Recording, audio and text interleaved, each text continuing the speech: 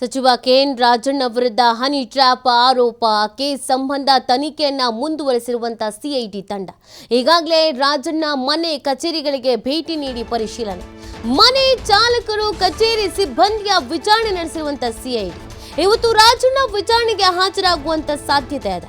ಪ್ರಕರಣದ ಬಗ್ಗೆ ಮಾಹಿತಿ ನೀಡುವಂತೆ ಸೂಚನೆಯನ್ನ ನೀಡಿದ್ದಾರೆ ಸಿಐಡಿ. ಇವತ್ತು ವಿಚಾರಣೆಗೆ ಹಾಜರಾಗುವಂತೆ ಮೌಖಿಕ ಸೂಚನೆ ನೀಡಲಾಗಿದೆ.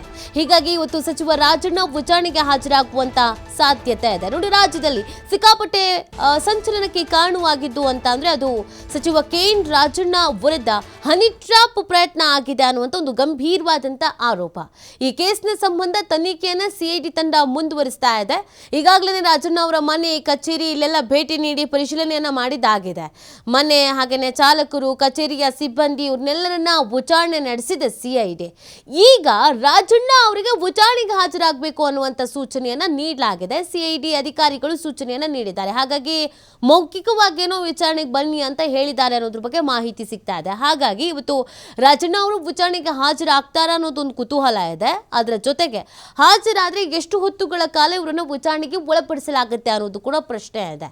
ಇನ್ನು ರಾಜಣ್ಣ ಮಾತನಾಡುವ ಸಂದರ್ಭದಲ್ಲಿ, ಮಾಧ್ಯಮಗಳ ಮುಂದೆ ಮಾತನಾಡುವ ಸಂದರ್ಭದಲ್ಲಿ ಕೆಲವೊಂದಷ್ಟು ಸಾಕ್ಷಿಗಳ ಬಳಿ ಇದೆ ಅಂತ ಹೇಳಿದ್ರು. ಸಿಸಿಟಿವಿಯ ವಿಜುವಲ್ಸ್ ಇದೆ. ಆಮೇಲೆ ಒಬ್ಬ ಹುಡುಗ, ಒಬ್ಬ ಹುಡುಗಿ ಬಂದಿದ್ರು, ಅವ್ರು ಯಾವ ಬಟ್ಟೆ ಧರಿಸ್ಕೊಂಡು ಬಂದಿದ್ರು, ಎಷ್ಟು ಬಾರಿ ಅವ್ರು ಬಂದಿದ್ರು, ಎಲ್ಲೆಲ್ಲಿಗೆ ಬಂದಿದ್ರು, ಈ ವಿಚಾರಗಳನ್ನು ಹೇಳಿದ್ರು.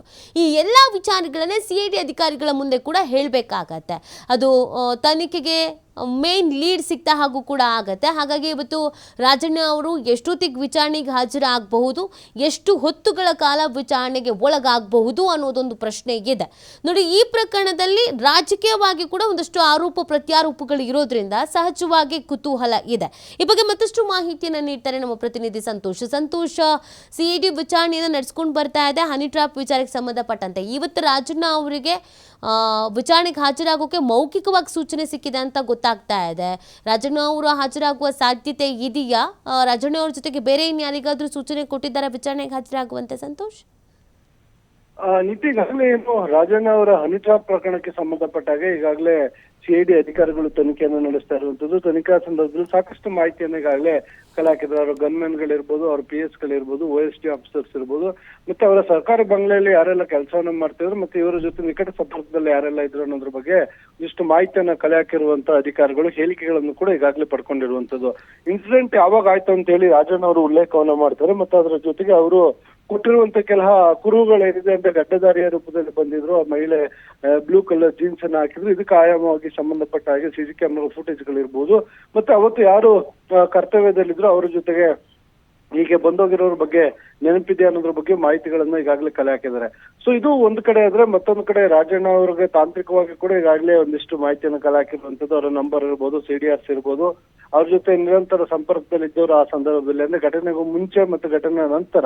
ಸೊ ಇವ್ರನ್ನ ಕೆಡ್ಡಕ್ಕೆ ಕೆಡಗ್ಲಿಕ್ಕೆ ಏನೆಲ್ಲ ಪ್ಲಾನ್ಗಳನ್ನ ಮಾಡಿದ್ರು ಅನ್ನೋದ್ರ ಬಗ್ಗೆ ಕೂಡ ಈಗಾಗಲೇ ಮಾಹಿತಿಯನ್ನ ಕಲೆ ಹಾಕಿದ್ದಾರೆ. ಇನ್ನ ರಾಜಣ್ಣ ಅವರ ಬಳಿ ಒಂದಿಷ್ಟು ವಿಚಾರಣೆ ಮಾಡುವಕ್ಕೆ ಸಮಯಾವಕಾಶ ಬೇಕಾಗಿರುವಂತದ್ದು. ಈ ಕಾರಣದಲ್ಲಿ ರಾಜಣ್ಣ ಅವರು ಕೂಡ ಇವತ್ತು ಮೌಖಿಕವಾಗಿ ಸಿಐಡಿ ಅಧಿಕಾರಿಗಳ ಮುಂದೆ ಹಾಜರಾಗ್ಲಿಕ್ಕೆ ಸೂಚನೆಯನ್ನು ಕೊಟ್ಟಿರುವಂತದ್ದು. ಇವತ್ತು ರಾಜಣ್ಣ ಹಾಜರಾಗಿದೆ. ಅದೆಲ್ಲ ಈ ಇಡೀ ಇನ್ಸಿಡೆಂಟ್ ಗೆ ಸಂಬಂಧಪಟ್ಟ ಹಾಗೆ ಮಾಹಿತಿಯನ್ನ ಕಲೆ ಹಾಕ್ತಾ ಹೋಗ್ತಾರೆ. ರಾಜಣ್ಣ ಅವ್ರಿಗೆ ಈ ಹಿಂದೆ ಯಾವ್ದಾದ್ರು ವಿಚಾರಕ್ಕೆ ಥ್ರೆಟ್ ಇತ್ತಾ, ಮತ್ತೆ ಇವರು ರಾಜಕೀಯವನ್ನು ಬಿಟ್ಟು ಬೇರೆ ಯಾವ್ದಾದ್ರು ಬಿಸ್ನೆಸ್ ಗಳಿದ್ಯಾ, ಇವ್ರಿಗೆ ಅಲ್ಲಿ ಸ್ಪರ್ಧಾಳುಗಳು ಯಾರು ಇದ್ದಾರೆ, ಹೀಗೆ ಹಲವು ಮಾದರಿಯಲ್ಲಿ ಕೂಡ ಮಾಹಿತಿಯನ್ನ ಕಲೆ ಹಾಕ್ತಾ ಹೋಗುವಂಥದ್ದು. ಅಷ್ಟೇ ಅಲ್ಲದೆ ರಾಜಣ್ಣ ಅವ್ರಿಗೆ ಬೇರೆ ಏನಾದ್ರು ಆಮಿಷಗಳನ್ನ ನೀಡಲಾಗಿತ್ತು ಅನ್ನೋದ್ರ ಬಗ್ಗೆ ಕೂಡ ಮೊದಲು ಸ್ಪಷ್ಟತೆಯನ್ನು ತೆಗೆದುಕೊಳ್ಬೇಕಾಗುತ್ತೆ. ಯಾಕಂತಂದ್ರೆ ಯಾವುದೇ ಸಚಿವರು ಇರ್ಬೋದು, ಇಲ್ಲ ರಾಜಕೀಯ ಮುಖಂಡರುಗಳ ಜೊತೆ ಹತ್ತಿರವಾಗ್ಬೇಕು ಅಂತ ಹೇಳಿದ್ರೆ ಅವ್ರಿಗೆ ಏನಾದ್ರು ಹಣಕಾಸಿನ ಒಂದು ಆಸೆಯನ್ನ ತೋರಿಸ್ಬೇಕಾಗುತ್ತೆ. ಇಲ್ಲ ಕಮಿಷನ್ ರೂಪದಲ್ಲಿ ದೊಡ್ಡ ಮಟ್ಟದಲ್ಲಿ, ಇಲ್ಲ ದೊಡ್ಡ ಪ್ರಾಜೆಕ್ಟ್ ಗಳನ್ನ ಮಾಡ್ಕೊಡ್ತೀವಿ, ಹೀಗೆ ಬೇರೆ ಬೇರೆ ಆಯಾಮಗಳಲ್ಲೂ ಕೂಡ ಅವ್ರ ಹತ್ರ ಆಗ್ಲಿಕ್ಕೆ ಒಂದು ಹಾತೊರಿತಾ ಇರ್ತಾರೆ.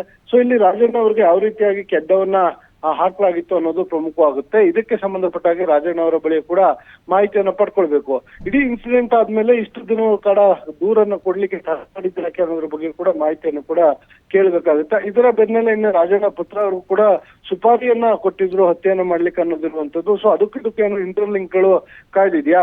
ಸೊ ರಾಜಣ್ಣ ಕುಟುಂಬವನ್ನೇ ಟಾರ್ಗೆಟ್ ಮಾಡ್ಲಿಕ್ಕೆ ಕಾರಣ ಏನಂದ್ರೆ ಇಲ್ಲಿ ಅತ್ಯಂತ ಪ್ರಮುಖವಾದ ವಿಚಾರವಾಗುತ್ತೆ. ಅಂದ್ರೆ ರಾಜಣ್ಣ ಅವ್ರನ್ನ ಈ ಕಡೆ ಹನಿ ಟ್ರಾಪ್ ಮುಖಾಂತರ ಕೆಟ್ಟವನ್ನು ತೊಡೆದು ಆ ಕಡೆ ರಾಜೇಂದ್ರ ಅವರಿಗೆ ಸುಪಾರಿಯನ್ನು ಕೊಟ್ಟು ಹತ್ಯೆಯನ್ನ ಮಾಡ್ಲಿಕ್ಕೆ ಮುಂದಾಗಿದ್ದಾರೆ ಅಂತ ಹೇಳಿ ದೂರು ಕೂಡ ಪ್ರಕರಣ ದಾಖಲಾಗಿರುವಂತದ್ದು. ಹೀಗಾಗಿ ರಾಜಣ್ಣ ಅವರಿಗೆ ರಾಜಕೀಯವಾಗಿ ಯಾರಾದ್ರೂ ಇವ್ರನ್ನ ಮುಗಿಸ್ಲಿಕ್ಕೆ ಪ್ರಯತ್ನಗಳು ನಡೀತಾ ಇದೆ ಅನ್ನೋದು ಇಲ್ಲಿ ಪ್ರಮುಖವಾಗುತ್ತೆ. ಯಾಕಂದ್ರೆ ಮೊನ್ನೆ ರಾಜೇಂದ್ರ ಅವರು ದೂರು ಕೊಡ್ಲಿಕ್ಕೆ ಬಂದಂತ ಸಂದರ್ಭದಲ್ಲೂ ಕೂಡ ರಾಜಕೀಯವಾಗಿ ನಮ್ಮನ್ನ ಟಾರ್ಗೆಟ್ ಮಾಡಲಾಗಿದೆ ಅನ್ನೋ ಮಾಹಿತಿಯನ್ನು ಕೂಡ ಹೇಳಿದ್ರು. ಹೀಗಾಗಿ ರಾಜಣ್ಣ ಕುಟುಂಬವನ್ನ ರಾಜಕೀಯವಾಗಿ ಏನಾದ್ರು ಬ್ರೇಕ್ ಹಾಕ್ಲಿಕ್ಕೆ ಇಲ್ಲ ಅವ್ರನ್ನ ಮುಗಿಸುವಂತ ಕೆಲಸಕ್ಕೆ ಏನಾದ್ರು ಈ ರೀತಿಯಾಗಿ ದುಷ್ಕರ್ಮಗಳು ಕೃತ್ಯವನ್ನು ಎಸಗಿದ್ದಾರೆ ಅನ್ನೋದು ಪ್ರಮುಖವಾಗುತ್ತೆ. ಸೊ ಇದೆಲ್ಲದೂ ಕೂಡ ಇವತ್ತು ಕೆ.ಎನ್. ರಾಜಣ್ಣ ಏನು ಉತ್ತರವನ್ನ ಕೊಡ್ತಾರೆ ಅಧಿಕಾರಿಗಳ ಮುಂದೆ ಹಾಜರಾಗಿ ಅದರ ಮೇಲೆ ಮುಂದಿನ ತನಿಖೆ ಕೂಡ ನಿರ್ಧಾರ ಆಗುವಂತದ್ದು ನೀತಿ. ಓಕೆ, ಥ್ಯಾಂಕ್ ಯು ಸಂತೋಷ್ ತಮ್ಮೆಲ್ಲ ಡೀಟೇಲ್ಸ್ಗಾಗಿ.